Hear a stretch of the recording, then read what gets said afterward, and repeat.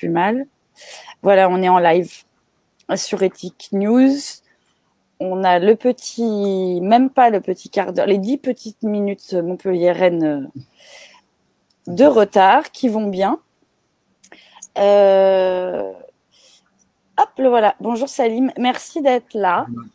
C'était important pour moi de donner la parole aujourd'hui. J'ai assisté à une de tes présentations une fois et je l'avais trouvée très intéressante.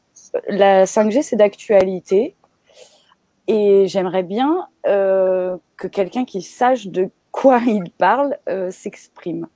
Donc, je te laisse la parole. Quels sont les enjeux de la 5G? Qu'est-ce que la 5G, qui n'est pas une évolution de la 4G? Enfin, tout ce que tu peux savoir et partager avec nous et les militants et les abonnés et faire le point et mettre tout le monde au clair là-dessus. Je te donne la parole. Merci à toi, Maud.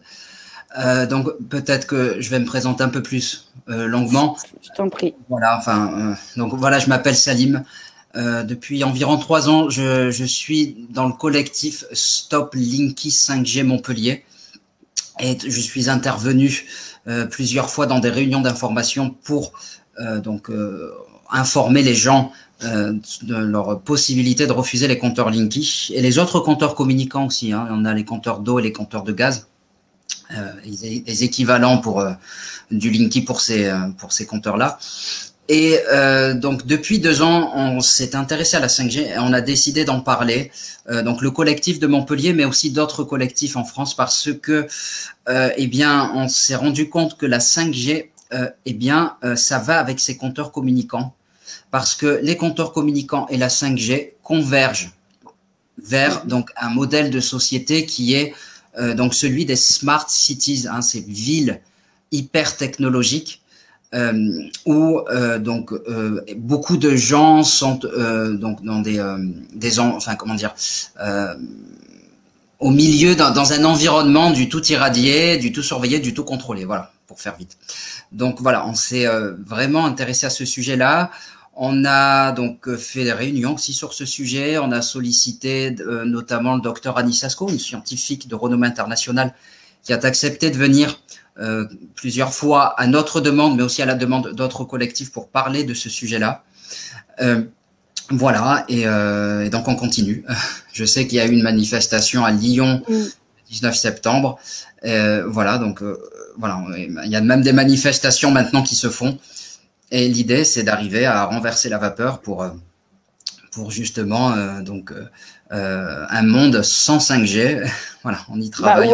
Ou en tout cas un monde dans lequel les citoyens ont le choix, en toute connaissance de cause, de ce qu'implique la 5G et qu'est-ce que c'est, mais pas de se laisser imposer quelque chose qui pourrait nous dépasser, parce que le progrès, c'est quand la machine est au service de l'homme et pas l'inverse. Exactement. Donc, je te laisse faire ta présentation qui est très intéressante et qui est très synthétique. Vous allez voir. Très bien. Alors, vous voyez bien première diapo. La première diapo. Attendez 2 petites secondes. Donc, est-ce qu'on est bon là? Edit name. Il faudrait que je puisse passer d'une diapo à l'autre. Vas-y, tente. C'est pas évident le share screen en live. Alors, si je fais ça, est-ce que je suis passé à la diapo suivante ou pas? Non, on est toujours sur 5G, santé, il faudrait que Michel, en fait, je crois que c'est Michel qui a la main dessus. Non, mais elle se reconnaîtra. Edit name. Alors, on voit pas donc. Donc elle voit rien non plus. Elle voit rien non plus. Non. D'accord, elle peut pas passer à la diapo suivante alors. Non. Il faudrait, à mon avis, je pense que il y a que toi qui peux le faire. Il y a que moi qui peux le faire. D'accord. Alors, il y a un petit problème, c'est que alors, on va c'est pas grave. Peut-être qu'il faut à chaque fois tout quitter et puis mettre simplement la diapo en question au premier plan. dossier personnel, diaporama. Donc, pour l'instant, il y a quatre villes, Grenoble, Lyon, Bordeaux, Marseille, qui demandent des moratoires, qui demandent à ce que tout le monde se calme sur ce sujet. Alors, diapo, voilà. C'est la technique. Alors, ouais. Share screen. Alors, pourquoi ça fait ça? Je suis désolé, hein, il y a un petit problème. Non, t'inquiète pas. Pouvoir lancer ça sans problème. Alors, t'inquiète pas, c'est la technique, c'est pas évident. On a des petits outils Internet qui vont bien. Je rappelle à tout le monde que le procès du jeune homme de 25 ans à Contes, à côté de Nice, qui a tenté d'incendier une antenne 5G en désobéissance civile totale le 18 juin dernier, risque 10 ans de prison et 150 000 € d'amende. Donc la répression en face, elle répond très très fort. On va essayer de faire comme ça, à faute de mieux. Je pense que la plupart des auditeurs verront suffisamment. Ouais, on voit. Donc voilà. Donc c'est la présentation que je vous propose. Donc je l'ai intitulée 5G, santé, environnement, droit et liberté. Voilà. De mon point de vue, ce sont les sujets les plus importants quand on parle de la 5G. Voilà, en sachant que santé et environnement sont très liés. Hein, la plupart des maladies sont liées à un environnement pourri. Donc voilà. Donc voilà, je vais simplement commencer par une petite introduction avant et parler de quelques notions basiques des champs électromagnétiques. Donc sont représentés par une onde, d'accord. Et une onde, donc elle se définit par la fréquence. Et la fréquence, c'est le nombre d'oscillations en une minute que produit une onde, d'accord. L'unité de mesure donc d'une onde, d'une fréquence, pardon, c'est le hertz. Donc 1 hertz est égal à une oscillation par seconde. Et donc dans le spectre des fréquences, il y a les ondes radio, qui sont les ondes utilisées par la plupart des appareils que l'on utilise quotidiennement, y compris le téléphone portable. Et quand on augmente dans les fréquences, on va ensuite dans les... Donc voilà, il faudrait aller donc dans le dessin que vous avez devant vous, de droite à gauche, comme en arabe. Et ensuite, vous avez donc les infrarouges, le spectre visible de la lumière, enfin en tout cas visible pour les humains. Et en augmentant encore, on passe aux UV, aux ultraviolets, aux rayons X, enfin, et aux rayons gamma. Voilà. Alors aujourd'hui, on nous parle de la 5G. Si on nous parle de la 5G, c'est que, eh bien, avant la 5G, il y a eu la 1, 2, 3, 4G. Je vais rapidement en parler. Alors juste autre chose à préciser. Donc il y a la fréquence, d'accord, le nombre d'oscillations produit par une onde pendant une seconde, et aussi la longueur d'onde. La longueur d'onde, c'est la distance entre deux maximums ou deux minimums. Et donc, plus la fréquence est élevée, plus la longueur d'onde est courte. D'accord? Voilà. Donc, on a eu dans les années 80 la 1G. Bon, elle portait pas ce nom, mais pour faire simple, on va l'appeler comme ça. C'était donc ces appareils, ces téléphones très gros, très volumineux, avec une antenne de plusieurs centimètres au-dessus de l'appareil. Les bebop. À cette époque, voilà, ces engins, ça servait à appeler un téléphone, c'était pour appeler, rien de plus. Ensuite, avec la 2G est arrivé, dans les années 90 est arrivée la 2G. Donc là, il s'est agi aussi d'appeler, de passer des coups de fil, rien de plus normal pour un téléphone. Mais la 2G a aussi permis de pouvoir envoyer des messages décrits. Hein, ce sont les fameux textos. Vous avez donc ça sur le croquis en face de vous, un Nokia. Hein, ce sont ces téléphones que la plupart des gens qui ont 30-40 ans ont dû connaître pendant leur jeunesse. Voilà, c'est vraiment le portable 2G par excellence, on va dire.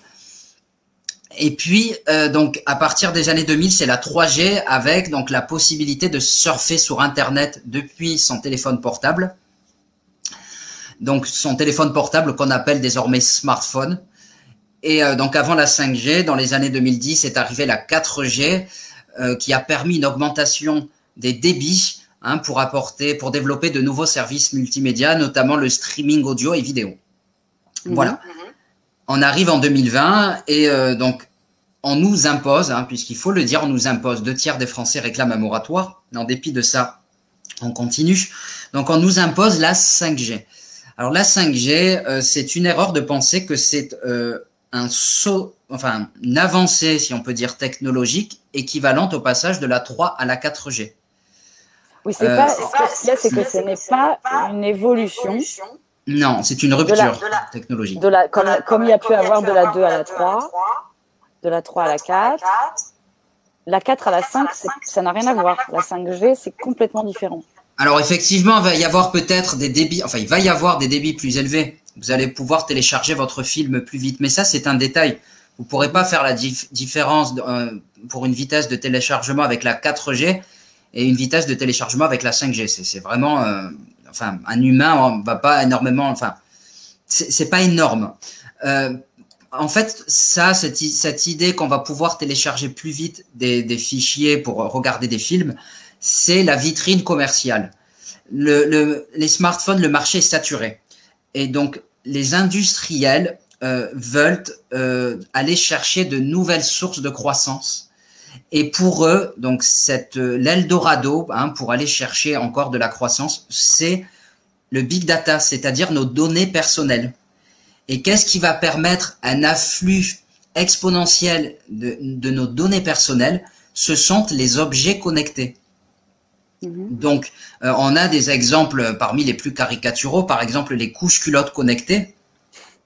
Voilà, donc Pampers a sorti d'ailleurs un modèle de couches culottes connectées ou encore de sièges automobiles. Il y a aussi les sièges automobiles connectés. Ça vous permettra de savoir, on vous enverra un texto, de savoir si vous avez oublié votre gamin quand vous sortez de votre voiture. Voilà.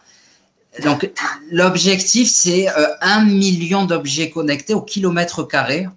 En 2020, cet objectif n'a pas été atteint, mais on veut vraiment une augmentation exponentielle de ces objets connectés dans notre environnement. Ce sont aussi les voitures autonomes qui pourraient d'ailleurs parfaitement être développées sans 5G, même sans réseau. C'est aussi la télémédecine qui peut parfaitement être pratiquée avec de la fibre optique. Voilà, ou la généralisation de la reconnaissance faciale. Voilà essentiellement ce que c'est que la 5G. C'est une société encore plus virtuelle, encore plus numérique. Voilà, une société sans contact quelque part. Voilà. Avec beaucoup de gestes barrières. Alors effectivement, je vais en parler dans la partie sur les droits et libertés. Le contexte actuel, eh bien, les promoteurs de la 5G s'en servent de prétexte justement pour dire que, eh bien, c'est formidable, la 5G est une solution. Voilà. Alors le déploiement de la 5G essentiellement, il est prévu pour se faire en 2 parties. D'abord, l'installation de macro-antennes. Alors, la plupart d'entre elles sont posées sur des pylônes où il y a déjà des antennes de 3-4G, avec une fréquence supérieure, avec des fréquences supérieures, un cran supérieur à celle de la 4G. La 4G qui peut aller jusqu'à 2,6 GHz. Donc, gigahertz, 1 GHz, c'est 1 milliard d'oscillations par seconde. D'accord. Donc voilà, on augmente en fréquence. Alors on augmente en fréquence aussi parce que, eh bien, on veut pouvoir transmettre encore plus de données. Voilà. Donc ça, c'est essentiellement la première partie. Et ce sont ces fréquences-là qui sont actuellement mises aux enchères. À partir de 2025, il est prévu donc d'entamer la 2e partie dans le déploiement avec donc l'installation de small cells, de petites antennes qui, elles, vont émettre des fréquences beaucoup plus élevées.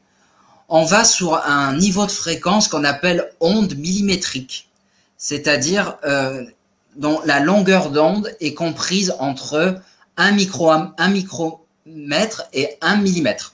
Voilà. Ce sont des ondes millimétriques. Et ce qu'il faut savoir aussi, c'est que plus on augmente en fréquence, et plus la portée de l'onde est courte, et plus donc l'onde traverse mal la matière solide.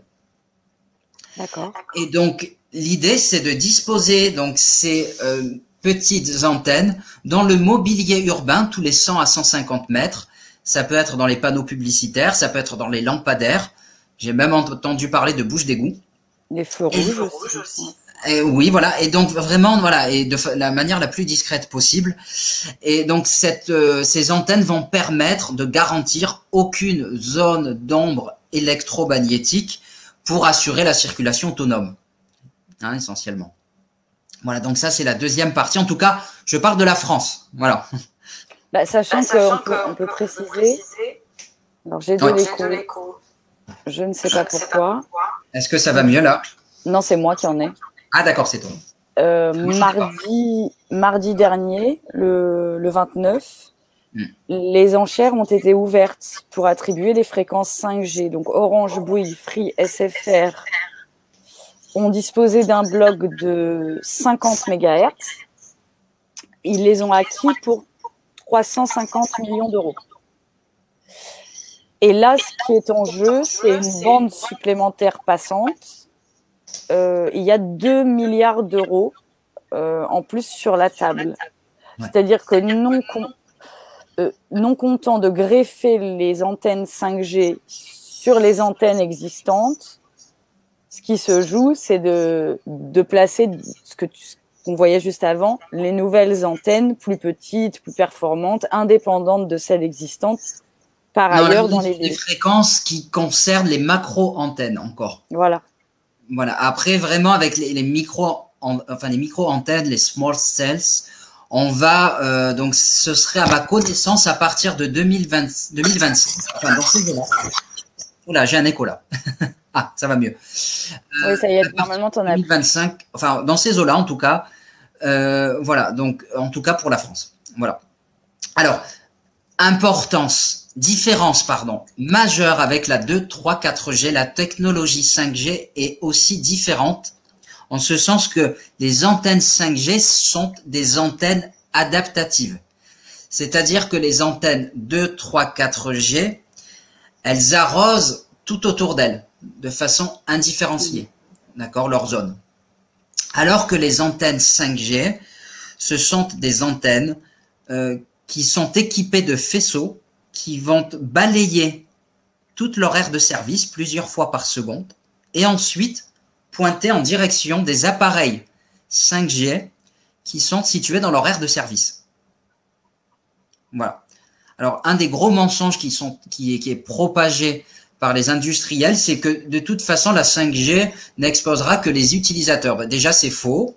Hein, donc, ces faisceaux balayent toute l'aire de service de l'antenne, mais en plus de ça, forcément entre l'antenne et l'utilisateur, il est fort possible que il y ait des gens, et a fortiori s'il y a 1 million d'objets connectés au kilomètre carré.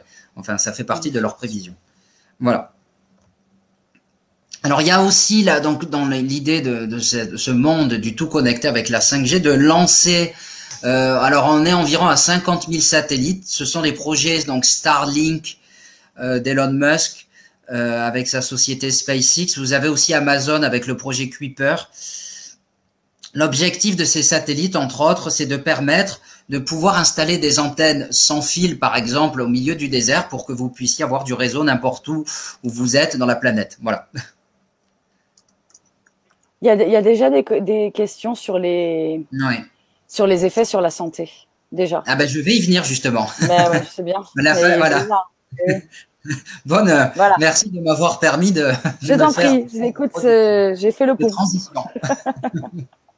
Des fois, je suis à court d'imagination, justement. Donc là, merci de m'aider. Alors, justement, la santé.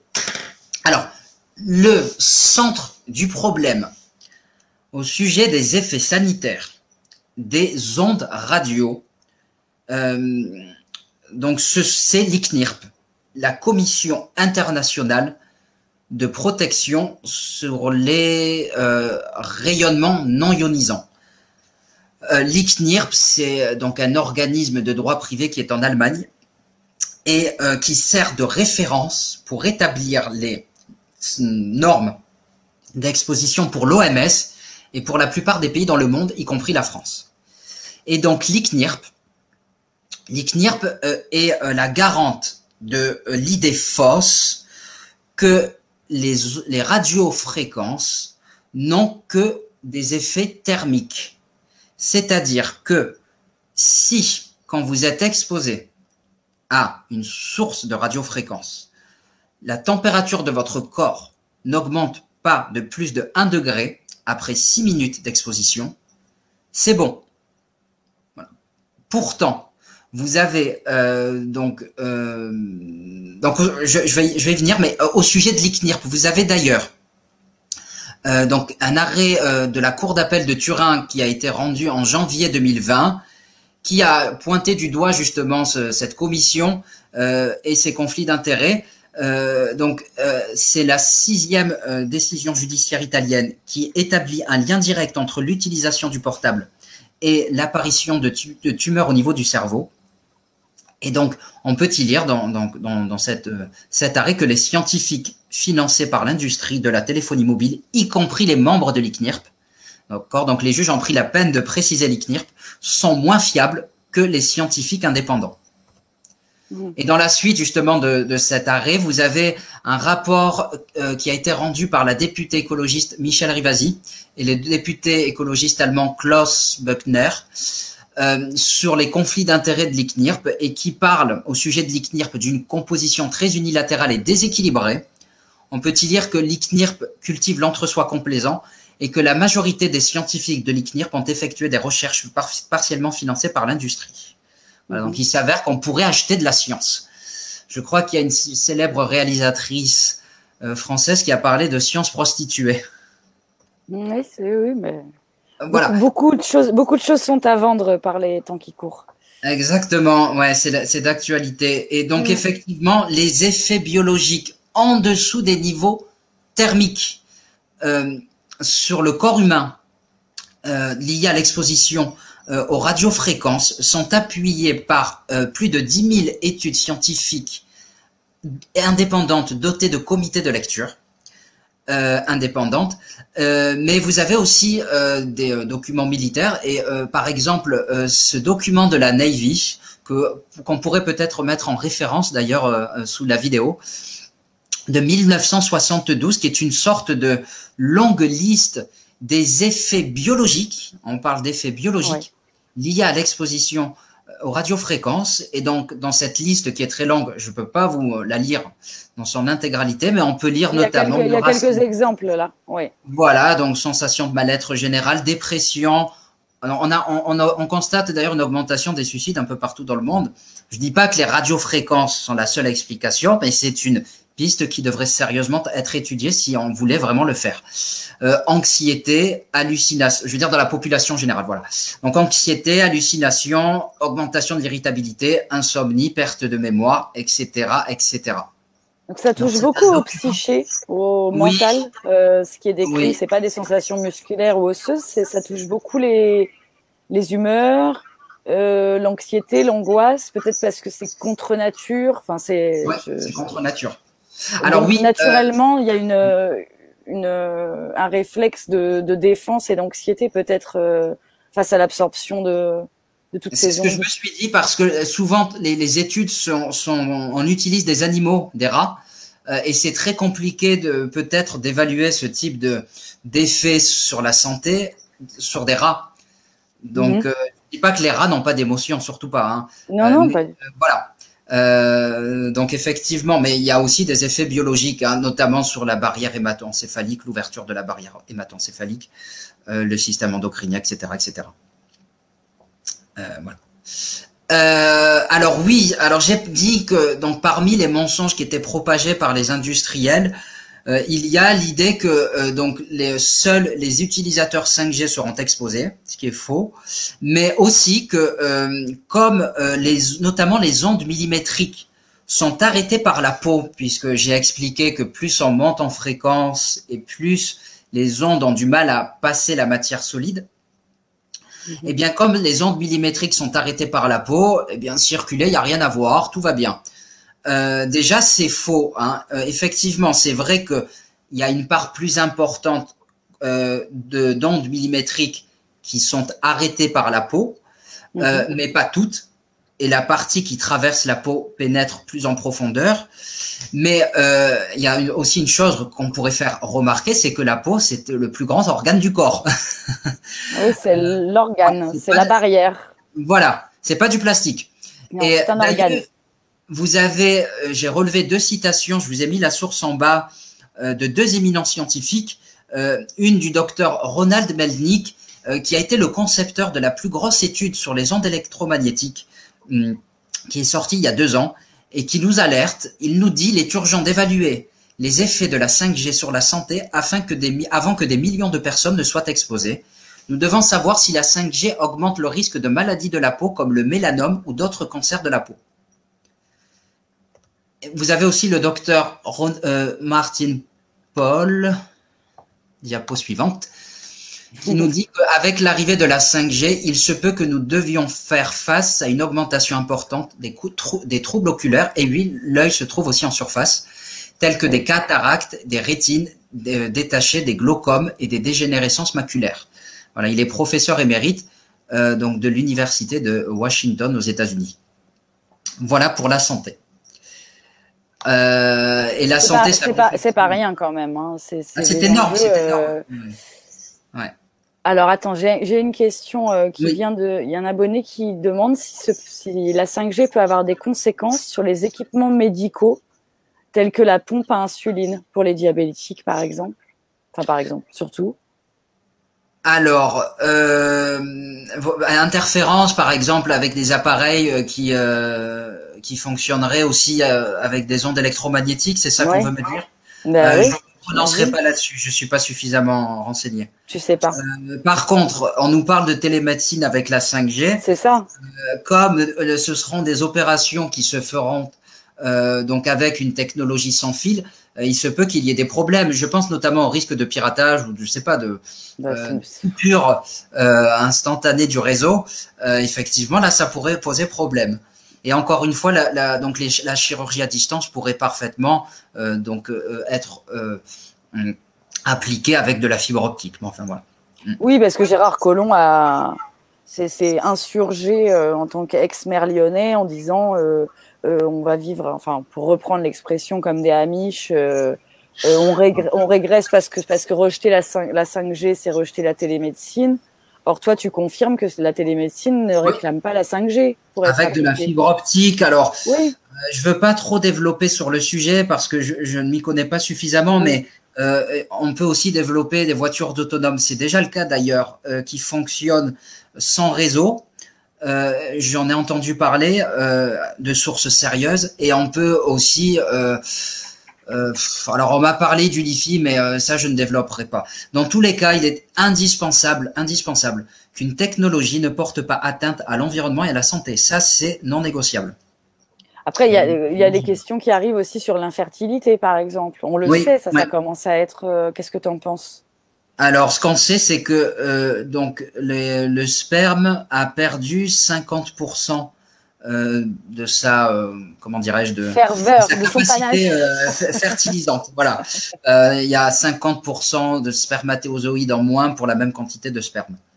Voilà, et ça s'est fait sur plusieurs décennies. Donc, je dis pas que ce sont que les ondes électromagnétiques. Il y a aussi d'autres polluants dans l'environnement, notamment la pollution chimique. Et autre chose, au sujet des normes, on ne tient pas compte de l'effet cumulatif, parce que la 5G ne va pas se substituer à la 2, 3, 4G, au Wi-Fi que je vous encourage vivement à éteindre, et au Bluetooth, etc., etc. Ça va se cumuler. Et on ne tient pas non plus compte des interactions des ondes électromagnétiques avec les pollutions chimiques. Oui, donc ça ne remplace pas. Non, ça s'additionne. Ouais. Voilà. Alors attends, j'ai de l'écho, je suis désolée. Ouais. Je ne sais que ça te dérange pas. Bah, c'est surtout les abonnés que ça va déranger. Je suis désolée, je ne peux pas l'expliquer, c'est ma connexion. Effectivement, la 5G est déjà opérationnelle par l'armée. Ça, on le sait. Elle serait déjà opérationnelle dans 2 quartiers parisiens. Est-ce que tu es au fait de cette formation? Oui, il y a des tests sur plusieurs villes, y compris Montpellier. Alors, de toute façon, c'est difficile d'évaluer des effets. Dans tous les cas, c'est pas du tout représentatif de ce que pourrait être la 5G, encore une fois, avec 1 million d'objets connectés au kilomètre carré. Donc voilà. Et bien souvent, les études qui nous disent qu'il n'y a pas de problème avec les ondes électromagnétiques sont totalement biaisées. Oui, oui, de fait, puisqu'on n'a pas le retour. On ne correspond pas à une réalité. On ne peut pas fantasmer. À la réalité, tout simplement. Non, oui. On ne peut pas. Il n'y a que Orwell qui arrive. On y est, on l'a peut-être dépassé d'ailleurs, je ne sais pas. Voilà. Alors place à notre environnement, à l'écosystème. 5G rime avec extraction de ressources en masse. D'accord. Au niveau mondial, c'est 6,6 à 13,1 millions de nouvelles antennes. Alors déjà, je trouve qu'il y en a suffisamment des antennes. Alors, j'ose même pas imaginer ce que ce sera avec une 5G arrivée à son terme. Et puis comment s'en protéger? Alors oui, ça pourrait peut-être faire l'objet d'une émission complète. Et là, j'aurais peut-être des intervenants à te proposer. Je vais parler brièvement des solutions et des alternatives. De pistes de solutions. Mais je pense qu'on peut faire des choses, effectivement. Et entre autres aussi avec l'alimentation. Voilà, avec des naturopathes, par exemple, mais des naturopathes très bons. Voilà. Chevronnés, oui. Oui, il y en a des bons.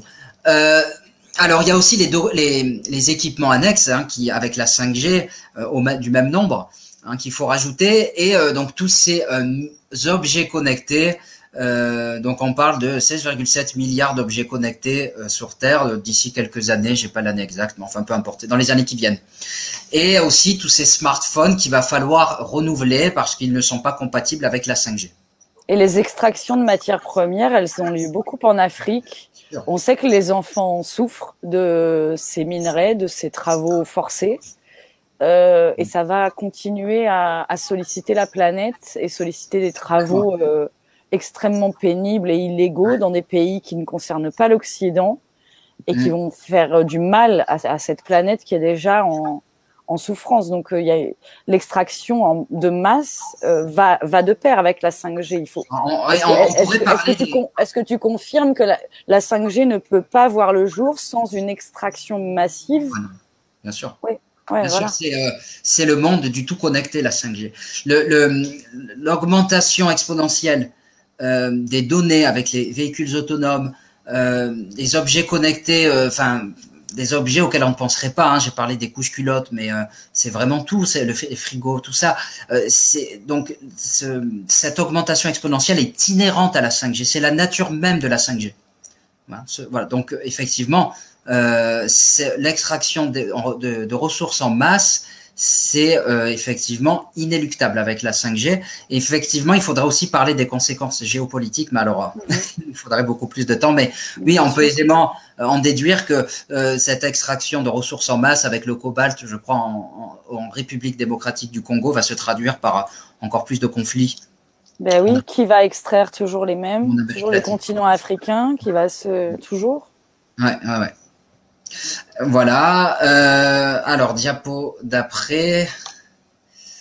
Alors, au niveau national, vous avez le président de la Fédération française des télécoms qui parle donc de 42 000 antennes 5G supplémentaires d'ici 2025. Voilà. Alors, il y en a peut-être un bon paquet qui ont été installés pendant le confinement. Je vais y venir juste après. Voilà. Alors, on va nous dire que, parce que la 5G, c'est aussi une consommation d'énergie plus importante. On va nous dire une antenne 5G a une efficacité énergétique plus importante qu'une antenne 4G. C'est pas faux, c'est vrai même. Une antenne 5G consomme 10 fois moins. Mais elle consomme 10 fois moins avec donc le même trafic. Or, la 5G, c'est un trafic qui va augmenter de façon exponentielle. L'efficacité énergétique des réseaux 5G sera multipliée par 10 en 10 ans, là où le trafic sera multiplié par 1000. Donc, si vous faites le bilan, eh bien, ça se traduit par une consommation plus importante d'énergie. Et d'ailleurs, j'en veux pour preuve qu'en Chine, récemment, China Unicom a dû éteindre ses relais 5G la nuit en raison d'une consommation d'énergie excessive. Alors, J'ai entendu dire qu'à la télé, il se disait, en tout cas certains disaient que la 5G était plus économique parce qu'on pouvait les éteindre, ces antennes. Enfin, c'est absolument assourdissant d'entendre des choses pareilles parce qu'à ce moment-là, il faudra aussi éteindre les antennes 4G et la 4G serait plus économique. Si on éteint les antennes 5G, c'est justement parce qu'elles consomment trop. Oui. Voilà, mais vous voyez qu'ils sont, enfin, on est vraiment prêt à des galipettes. Voilà, oui, il y a tous les arguments biaisés pour faire passer la pilule. Voilà. Donc, consommation excessive d'énergie, extraction en masse de ressources, danger pour la santé et danger aussi pour les droits et les libertés. La liaison. Et d'ailleurs, je voudrais parler d'un excellent article écrit par l'intellectuelle canadienne Naomi Klein, qui a écrit le livre La stratégie du choc. Donc cet article s'intitule « Ne laissons pas les géants du web prendre le contrôle de nos vies ». Il a été publié en français sur le site Le Courrier International. Et donc elle explique en fait que le contexte actuel du Covid-19 donc est utilisé pour promouvoir le téléenseignement, la 5G. Vous savez sûrement que pendant le confinement, une ordonnance a été prise le 25 mars 2020 qui a permis de déréguler totalement l'installation des antennes. Et donc, les opérateurs ont la possibilité de poser des équipements 5G compatibles, qui pourront être reconfigurés en 5G à distance n'importe quand, donc depuis cette ordonnance. Et donc, on n'a plus de garde-fous. Enfin, bon. Alors avant, la situation n'était pas non plus très restrictive, loin de là. Mais là, c'est vraiment la dérégulation totale. Ce qu'il y a, c'est que le confinement est une aubaine. Voilà. Pour promulguer les connexions à distance. Donc, sous prétexte d'urgence sanitaire. Alors, il faut savoir que en plus, l'augmentation du trafic ne justifie en aucun cas la 5G, la fibre optique, encore une fois, convient parfaitement, par exemple, pour le télétravail. Elle parle aussi, Naomi Klein, des drones. Et par exemple, à Marseille, vous avez pu voir peut-être dans certaines vidéos des drones qui déambulaient dans le ciel et qui lançaient des messages pour rappeler aux Marseillais l'obligation de porter un masque à l'extérieur. Voilà. Ou encore, elle parle aussi des achats en ligne. Et d'ailleurs, c'est très en lien avec l'actualité puisque à Marseille, encore une fois, on vient de faire passer une mesure qui donc oblige les restaurateurs à fermer leurs portes pendant un certain temps. Et bien tout ça, ça fait les affaires de ces sociétés qui proposent de pouvoir commander à distance à manger. De se faire livrer, ouais. Exactement. Donc une ubérisation encore plus forte de l'économie. En plus avec des contrats de travail très très précaires. Voilà. Donc voilà. Ce que je voulais dire aussi, c'est que donc cet article fait écho à Klaus Schwab, le fondateur du Forum économique international de Davos, qui a évoqué donc la crise la situation avec le Covid actuel comme étant une opportunité unique pour accélérer le déploiement vers la 4e révolution industrielle. Ça veut dire quoi? Ça veut dire une société encore plus virtuelle, encore plus numérisée. Et pourquoi c'est important et pourquoi j'en parle dans la partie sur les droits et les libertés? Parce que une société encore plus technologique, encore plus virtuelle, bien c'est une société dans laquelle on perd encore plus le contrôle de nos vies et dans laquelle on a donc de plus en plus de risques de se faire contrôler et surveiller.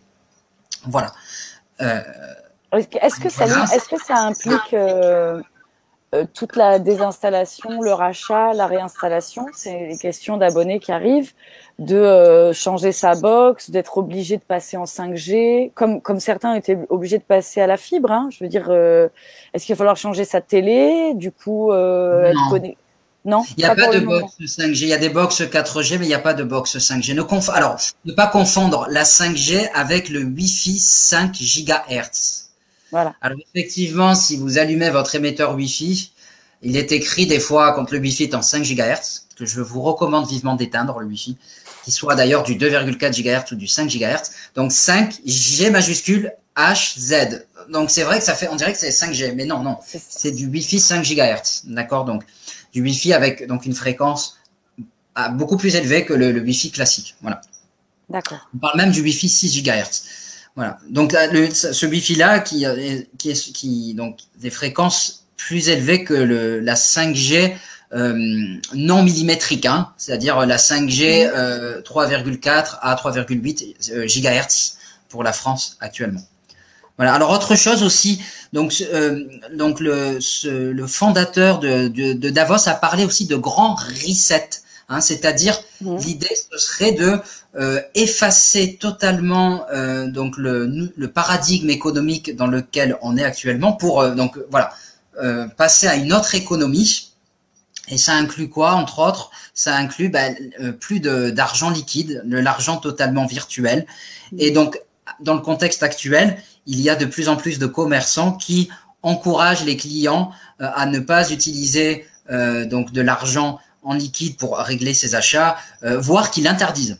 Oui, voilà. C'est le sans contact qui est privilégié. Voilà, qui promeuvent le sans contact, exactement. Donc moi, à titre personnel, je paye autant que possible en contact et même en liquide. Voilà.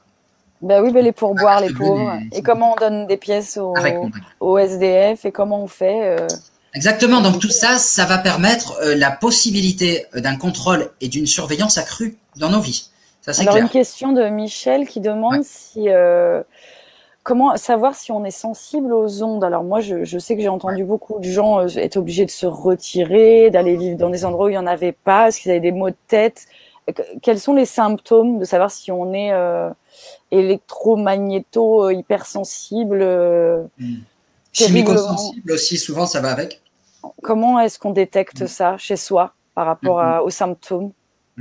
Alors, il y a sur le site du CRIREM une liste des symptômes qui ont été rapportés par des riverains qui habitent à proximité d'antennes relais. Et donc, dans les témoignages que je reçois, ce que je lis le plus souvent, c'est sommeil dégradé, acouphènes, vertige. Voilà, ce sont vraiment les témoignages, les symptômes qui me reviennent le plus souvent. Et on les retrouve d'ailleurs dans cette liste qui est sur le site du CRIREM que je peux vous... Oui, l'anxiété, les maux de tête, les migraines très fortes, dépression. Les changements d'humeur, la dépression, la sensation d'être un peu fou, un peu débile. J'ai déjà entendu des gens me dire ça, j'ai l'impression de devenir conne, débile, c'était terrible. Et moi, je suis perte de concentration. Exactement, voilà. Perte de mémoire, perte de concentration. Voilà. Et il y a beaucoup de collectifs et des gens qui peuvent les rejoindre, des Stop Linky. Il y en a dans toute la France, dans quasiment tous les départements. Toi, effectivement, tu es Stop Linky 5G Montpellier. On est du même coin, donc je te donne la parole, mais vous communiquez entre vous et vous faites circuler des informations. Il y a des pages Facebook. Voilà, c'est très accessible et c'est important d'en débattre et de reprendre le contrôle sur ce qui risque de nous être imposé. Exactement. Assez rapidement, parce que la configuration du Covid y est propice en plus au télétravail, à la distance, au sans contact. Donc voilà, n'hésitez pas à rejoindre les Stop Linky 5G. Avec 5G, avec votre département affilié sur Facebook. C'est très facile à trouver. Ouais. Voilà. Vous avez eu aussi, alors c'est mal cadré, mais enfin bon, c'était bien cadré. Enfin bref, l'intervention au Parlement néerlandais de Mona Keizer, secrétaire d'État aux affaires économiques et au climat. C'était en février 2020. On l'a sous-titré, c'est dans notre chaîne YouTube. Au cours de cette intervention, elle explique comment la 5G pourra être utilisée, notamment les données qui sont transmises par les téléphones portables 5G, pour faire du contrôle des foules, notamment dans le cadre d'événements sportifs. Ou de manifestations. Exactement. Et il existe, vous le savez peut-être déjà, des canons anti-émeutes qui émettent des ondes millimétriques du 95 GHz, il me semble, Et donc, ces canons anti-émeutes permettent de disperser des manifestations. Donc, ça crée des acouphènes très forts. Hein. Ça fait, voilà. Donc, ça fait partie justement des effets que tu viens d'énoncer. Ouais. Voilà, et des sensations. Alors, je ne sais pas si tu... Oui, la brûlure sur la peau, tout ça, ne vous méprenez pas, ça n'est pas que des gaz de poivre, c'est vraiment, ça fait partie des ondes. Une question de Mendouz Samy qui demande si le détecteur EMF est fiable pour mesurer les taux d'ondes, pour mesurer les ondes. Alors, je ne me prononce pas sur quoi que ce soit comme appareil, ça n'est pas mon domaine. Moi, je fais simplement de l'information. Ce que je peux vous recommander, c'est de contacter, par exemple, l'association Robin des Toits. Vous avez aussi David Bruno, un expert en ondes électromagnétiques et ingénieur dans l'aviation civile. Il a un site internet, je crois. Ce sont des personnes très sérieuses et très compétentes s'agissant des appareils alors, pour détecter. Robin des Toits, TOITS. Voilà. Ouais, c'est ça, TOITS. Parce que vous avez donc différentes marques. Je sais pas, vraiment là, c'est vraiment un sujet pareil pour les filtres avec les compteurs Linky. Je n'en parle pas. Ça n'est pas voilà. Et puis mais c'est tout à ton honneur parce qu'il y a beaucoup de gens qui parlent de ce qu'ils connaissent pas et c'est bien de pouvoir dire je ne sais pas. Voilà. Voilà. Et puis en aucun cas un filtre, en admettant que ça fonctionne, en admettant, enfin en tout cas pour la pollution générée par le système Linky, en aucun cas ça ne vous protège comment dire, il y a tout un tas d'autres inconvénients. Hein. On ne parle pas que de la pollution CPL avec les compteurs Linky. Il y a tout ce qui est big data, il y a tout ce qui est écologie avec ces compteurs qui fonctionnent beaucoup moins et qui sont remplacés par des compteurs que dans la durée de vie est beaucoup plus longue, etc., etc. Donc refuser le compteur Linky, c'est capital. Voilà, parce qu'il y a des personnes qui pourraient se dire, oh, bah, je pose un filtre et puis non. Non, refuser le compteur Linky, c'est capital. Parce que c'est aussi, avec la 5G, une question de société. Et là, dans le contexte actuel, on le voit plus que jamais. Oui, bah ça, c'est sûr. Voilà. Voilà. Donc voilà, je vais terminer par une petite conclusion. Donc déjà, pour vous proposer d'aller signer la pétition d'agir pour l'environnement et de prix Artem, stop5g.fr. Voilà. Alors on va me dire les pétitions, ça sert à rien. Je suis pas complètement d'accord. Même si ça sert à pas grand chose, c'est toujours ça de prix et ça fait de l'information parce que ces pétitions on les partage. Donc ça c'est au niveau national. Au niveau international, vous avez donc la pétition de Stop 5G on Earth and in Space, International Appeal. Donc alors peut-être qu'on pourrait mettre le lien en dessous de l'émission dès qu'elle sera disponible. La pétition internationale pour l'arrêt du déploiement de la 5G sur Terre et dans l'espace, elle a été traduite dans peut-être une vingtaine de langues et elle a été signée par plus de 7000 scientifiques, je crois, à ce jour. Voilà. Et environ 200 à 300 000 personnes à travers le monde. Voilà. Alors, il y a d'excellentes nouvelles. Je sais que le Nigeria, le plus grand pays africain, a arrêté toute négociation en vue du déploiement de la 5G. La Slovénie aussi donc refuse la 5G. Vous avez des choses qui bougent en Italie. 600 maires ont pris des mesures pour interdire la 5G sur leur territoire. Donc vraiment, voilà, en Belgique. Moi, et en France, attention, il y a Grenoble, Lyon, Marseille, Bordeaux. Ils demandent tous des moratoires. Voilà, il y a des gens qui... Avec un excellent collectif à Lyon qui a organisé une manifestation exemplaire, enfin vraiment formidable, qui fait un excellent travail avec d'autres aussi associations qui sont dans la région lyonnaise. Voilà, bravo à eux. et tous les autres collectifs Stop Linky. Mais enfin voilà, il y a eu cette manifestation à Lyon. Et voilà, s'il y a des Lyonnais qui écoutent, n'hésitez pas à les rejoindre. Voilà. Et à rejoindre pour toutes les autres personnes ailleurs en France, donc des collectifs ou d'autres associations qui sont à proximité de là où vous habitez. Voilà, pardon. Oui, c'est important de se réapproprier, de se regrouper et de se réapproprier et de surtout savoir de quoi on parle. Quels sont les enjeux, comme tu disais, sanitaires, environnementaux et qu'est-ce que ça va nous rapporter vraiment individuellement ou collectivement, citoyennement, finalement beaucoup moins que ce que ça va rapporter à ceux qui génèrent des profits monumentaux et finalement vont desservir l'intérêt collectif, l'intérêt commun, c'est dommage. Et la planète a plutôt besoin de repos, quoi. Effectivement, de toute façon, pour moi, la 5G, c'est non négociable. Oui, je sais. Maintenant, c'est non. Voilà. Maintenant, bon, je connais des personnes technophiles. À la rigueur, pourquoi pas discuter de technologies qui pourraient être utilisées et qui sont biocompatibles. Bon, voilà, pourquoi pas. Mais voilà, le plus important, ça reste la santé et l'environnement. Et puis mettre le mot progrès dès lors qu'il y a une innovation technologique, ça ne veut rien dire, absolument rien dire. Et alors, si c'était réellement ça, je pense que par exemple, eh bien, utiliser un portable et regarder un écran à longueur de temps, ça permettrait un développement des facultés cognitives, si c'était ça le progrès. Pourtant, les recherches scientifiques prouvent que non, c'est l'inverse. Donc voilà. Oui, c'est un abrutissement, c'est très hypnotique, ça accapare. Mais c'est comme dans tout, il y a le pire et le meilleur. Mais un progrès n'est pas forcément quelque chose qui fait progresser.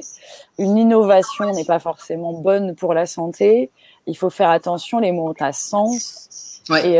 Et la planète est en souffrance, on le sait. On peut être dans une forme de déni parce que c'est pratique d'avoir Internet. Même là, la manière dont on communique, on utilise un réseau, mais c'est pas une raison pour mettre ça sous perfusion en permanence, être tout connecté à la maison en permanence. Il faut se reconnecter à son environnement d'abord. Tu as raison, je te remercie de ta transition. Moi aussi, j'utilise des technologies, bien sûr, là par exemple, mais on peut réduire son exposition. Moi, mon installation informatique est entièrement câblée. Donc, vous imaginez une personne, et souvent dans les box, c'est configuré par défaut. Donc, une personne qui a le Wi-Fi dans sa box, donc le Wi-Fi personnel, le Wi-Fi communautaire, le femtocell aussi. Renseignez-vous sur le femtocell, ce sont ces antennes que vous pouvez désactiver. Donc le femtocell, le Bluetooth, donc le téléphone portable et peut-être d'autres appareils connectés. On parle d'Alexa maintenant, hein, cette espèce de bidule qui vous permet de lancer une musique en étant assis sur son canapé, parce que c'est vrai que c'est tellement compliqué de se lever et d'appuyer sur un bouton. Donc voilà, on peut réduire son exposition. Et là, peut-être qu'à un niveau d'exposition beaucoup plus moindre, en tout cas, le corps pourra beaucoup plus gérer. Voilà. Oui, mais c'est... Voilà. Et ça fait partie justement des solutions. Donc réduire au maximum son exposition. Tout fonctionne très bien avec des câbles Ethernet. En fibre optique, par exemple. Voilà, tout fonctionne très bien avec des câbles. C'est valable pour tout. On l'allume quand on l'utilise, on l'éteint quand on l'utilise pas. On n'est pas du tout obligé d'en être esclave en permanence et de se mettre en risque. Parce que ta présentation a prouvé que ça mettait quand même en risque. Voilà. Ah oui, bien sûr, bien sûr. Alors, donc réduire son exposition, utiliser les technologies à bon escient. Voilà, j'ai un téléphone portable, je vous le cache pas. J'aimerais m'en passer, j'y travaille. Mais on peut utiliser un téléphone portable en évitant de coller l'appareil à son oreille. On peut utiliser des oreillettes filaires ou encore mieux des oreillettes avec tube acoustique. On peut utiliser aussi son portable en haut-parleur. Mais bon, à l'extérieur, c'est compliqué, donc plutôt à l'intérieur. Et on peut aussi minimiser ses communications téléphoniques, notamment via le portable. Et de préférer aussi le téléphone fixe, un téléphone fixe filaire d'ailleurs, plutôt qu'un DECT. Ce sont ces téléphones donc pour les lignes fixes, mais avec un socle, hein, et donc la possibilité de prendre le téléphone et de se déplacer n'importe où. Voilà, ça aussi, hein, c'est vraiment une source de pollution importante. Donc vraiment préférer un téléphone fixe filaire et réduire aussi au maximum donc les communications téléphoniques et préférer, si possible, plutôt se voir en vrai, c'est beaucoup mieux. Voilà. Pour la santé psychologique et la santé physique même, je pense. Voilà. Et puis ça réclame un temps d'adaptation, le progrès. Oui. On est passé de pouvoir s'écrire à pouvoir se téléphoner. Ça réclame du temps. De se téléphoner à se voir, ça réclame du temps. On n'est pas prêt encore à se téléporter, à faire des bébés en mettant des clés USB au micro-ondes. On n'est pas prêt.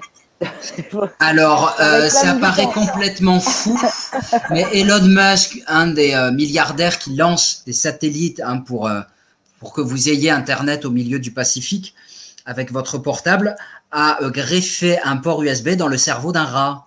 Et il est donc à l'initiative d'un projet qui s'appelle Neuralink pour connecter les cerveaux humains à l'ordinateur, à l'intelligence artificielle. Donc voilà. En Ouais, plus, mais voilà. vraiment des trucs. Il y a un abonné qui réclame. Alors, il a peut-être pas vu le début de la présentation. Qui me demande, et la question a disparu. José qui demande si la 5G est économe en termes d'énergie. Non. Non, une antenne 5G a une efficacité énergétique effectivement plus importante qu'une antenne 2, 3, 4G. Mais comme la 5G, c'est une augmentation par nature exponentielle des données qui sont transmises, donc le bilan, il est égal à une augmentation d'énergie beaucoup plus importante. Oui, ça va réclamer beaucoup de ressources sur la planète. Exactement, à tel point qu'on éteint les antennes 5G en Chine la nuit parce qu'elles consomment beaucoup trop. Alors, si en Chine, ils éteignent la technologie, c'est pas bon signe. Oui, en plus en Chine, oui. Alors, attention. Vous pouvez aller voir le reportage d'Arte 7 milliards, tous se surveillaient. Oui, qui parle justement de la Chine et de son modèle de crédit social qui est actuellement en application dans le pays. Oui, mais on peut dire qu'avec les derniers mois qui viennent de se passer, on s'est gravement rapproché du modèle chinois là. Oui, bah on y va. Et puis, comme on les admire sanitairement, même si le virus vient de là-bas, bon ça c'est encore un autre paradoxe. Qu'est-ce qu'il demande? José Manuel nous demande poser encore une question, savoir si les arguments plausibles en faveur de la 5G, quels pourraient-ils être? Donc, alors, on a parlé de la télémédecine, mais pour la finance par exemple, parce que je sais qu'ils ont pour les transactions financières, ça va vraiment permettre des transactions à la nanoseconde. Donc pour le trading, paraîtrait-il que mais j'ai pas approfondi le sujet. Puis oui, c'est le big data quoi. De la finance en plus. Enfin bon, bref, je vais pas m'attarder là-dessus. Enfin voilà. Le problème, c'est que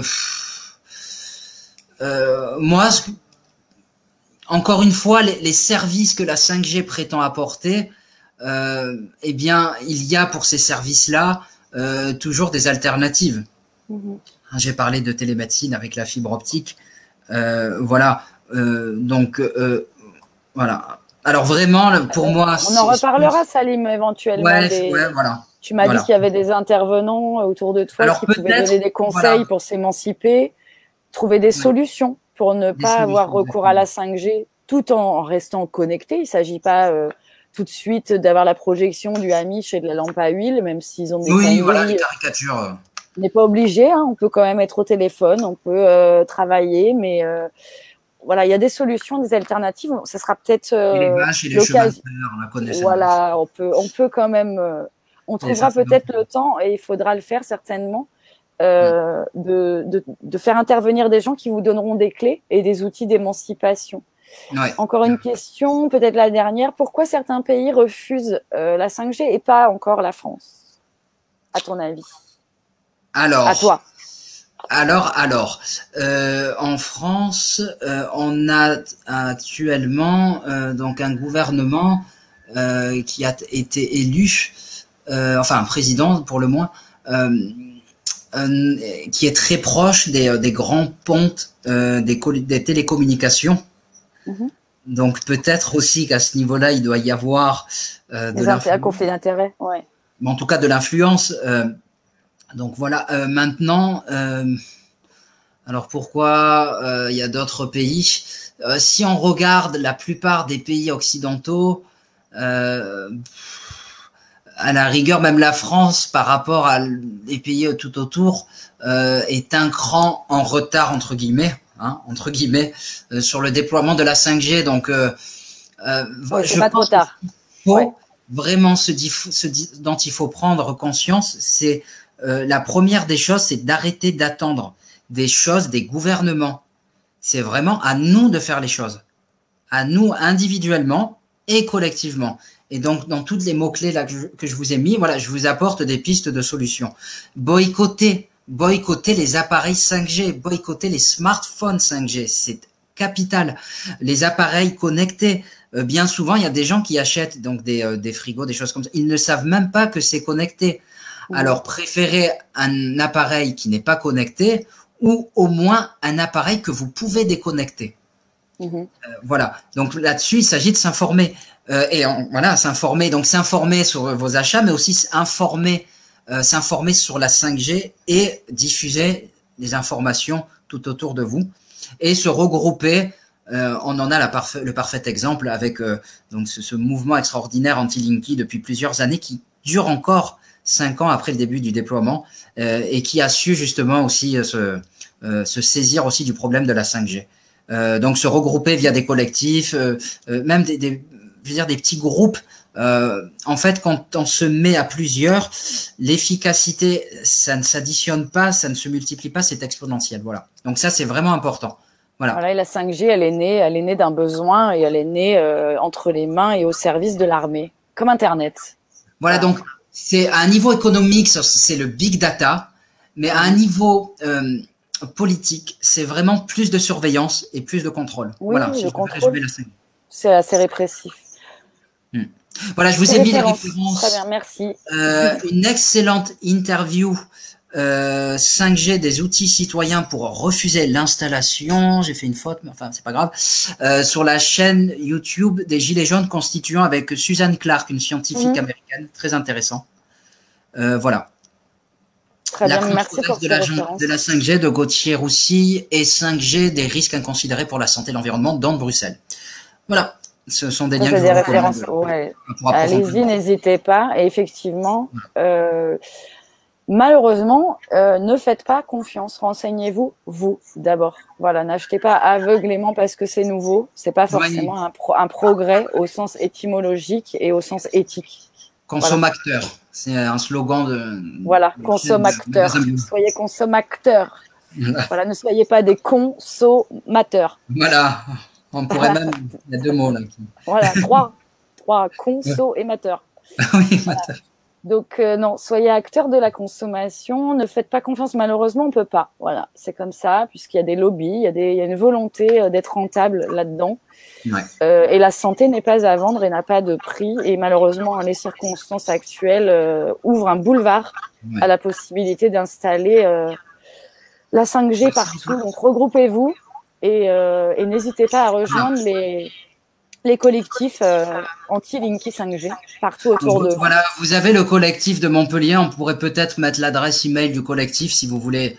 Oui, je vais la transmettre. Voilà, je peux même après donner mon numéro, il n'y a aucun problème. Voilà. Oui, tu es très accessible. On a mis même des lettres 5G pour les maires et les équipes municipales dans les villes. Voilà. Mais vraiment, le plus important, c'est d'agir individuellement et collectivement. Voilà, et en finir avec ce modèle vertical, voilà, pour aller vers un modèle horizontal. Voilà. Oui, il faut se réapproprier. Malheureusement, on en est là, c'est pas par gaieté de cœur, il n'y a pas de volonté de.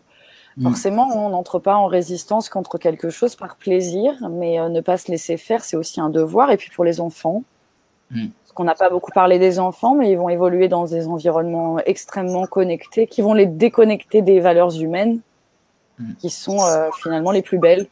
Bien sûr. Même si l'humanité, pour le moment, ne fait pas preuve de grande intelligence. Mais alors, c'est assez connu que les grands pontes de la Silicon Valley mettent leurs enfants dans des écoles sans il n'y a pas de bien sûr. Donc ça en dit long. Voilà. Oui, mais d'ailleurs, chez Steve Jobs, il y avait interdiction d'avoir un appareil Mac ou Apple. Il interdisait ses enfants de se servir des iPhones, des iMac, de Mac tout court, alors qu'il l'avait créé. Donc, voilà, renseignez-vous et émancipez-vous. Ouais. Merci beaucoup, Saline, pour ta présentation. C'est un plaisir. Et puis, à très bientôt. On va essayer de construire une interview prochaine avec des intervenants pour savoir comment s'émanciper et trouver des clés et des outils pour continuer à utiliser la technologie, mais de manière saine et au service de l'humain et pas l'inverse. Oui, dans les solutions aussi, il y a beaucoup au niveau de l'alimentation de choses qui peuvent être faites. Parce qu'un corps qui est dépollué, c'est un corps qui va beaucoup plus supporter un environnement saturé en pollution électromagnétique. Voilà. Donc, plus ou moins saturé. Voilà. Oui, puis de toute façon, il en va. J'arrive pas à envoyer ton adresse mail, j'arrive pas à la copier. Enfin, vraiment, je vais le faire. Les outils, là, aujourd'hui, quand ça veut pas, ça veut pas. Alors, en AGmail, on s'est fait taper du doigt plusieurs fois parce qu'en AGmail, Alors, c'est pas moi qui ai créé cette boîte email. C'est vrai qu'on préférerait utiliser autre chose que Gmail, mais pour le moment, par rapport à tout ce qu'on fait, on n'a pas trop la possibilité de changer, mais dès que possible, on changera. Voilà, donc l'adresse mail, je peux le mettre dans le chat. Voilà, voilà, hop. .com. Tac, tac. Bah oui, voilà. Ça fonctionne pas. Bah non, mais aujourd'hui, j'ai un problème de... Ça veut pas. Voilà, ça y est, merci, c'est bon, c'est apparu. Voilà, super. Voilà. Donc Gmail, mais pas pour toujours. Merci Salim pour tout. À très bientôt. Merci pour les études que tu fais. Je sais que tu cherches beaucoup, que tu consacres un temps fou. Oui, oui, oui. Tu travailles pour le bien commun et c'est très important. Alors, juste autre chose pour finir, excuse-moi Maud, j'ai parlé des objets connectés, mais on oublie que les objets connectés, ce sont aussi les robots. Voilà. Non, on n'oublie pas. Donc voilà, on peut très vite arriver à de la... Bon, quoique déjà, aujourd'hui, on se dit qu'il y a quelque chose qui ne va pas, mais vraiment à de la science-fiction. Et voilà, avec des robots qui peuvent déambuler dans les rues.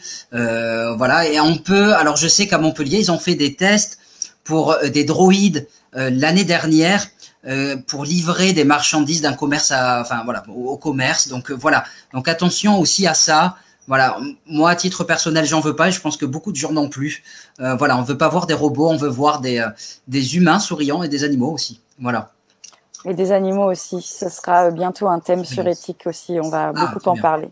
Une interview vendredi au sujet de la cause animale avec une experte. Très bien. Super. Merci beaucoup, Salim. J'ai un écho, donc je me tais. C'est insupportable pour les gens, j'imagine. Et merci pour tout. Et on reste en contact. Merci, Salim. Très bien. Vous pouvez nous contacter par mail. Merci beaucoup. Pas de problème. Je t'embrasse. Salut, Salim. Ciao. Ciao. Je sais pas si ça arrive à quitter. Il faut que tu fasses le clic rouge. Ah, ça y est, il a réussi. Voilà, il y a toujours ces références. N'hésitez pas à faire une capture, à screener les références, essayez de les retrouver si ça vous intéresse. Bah, j'ai plus d'écho. Donc voilà, c'était nous deux. Merci à tous d'avoir suivi ce live. Abonnez, aimez, partagez, informez-vous, regroupez-vous, émancipez-vous. Allez tous vous faire aimer. Et à très vite sur la clique et sur éthique. Je vous embrasse. Ciao.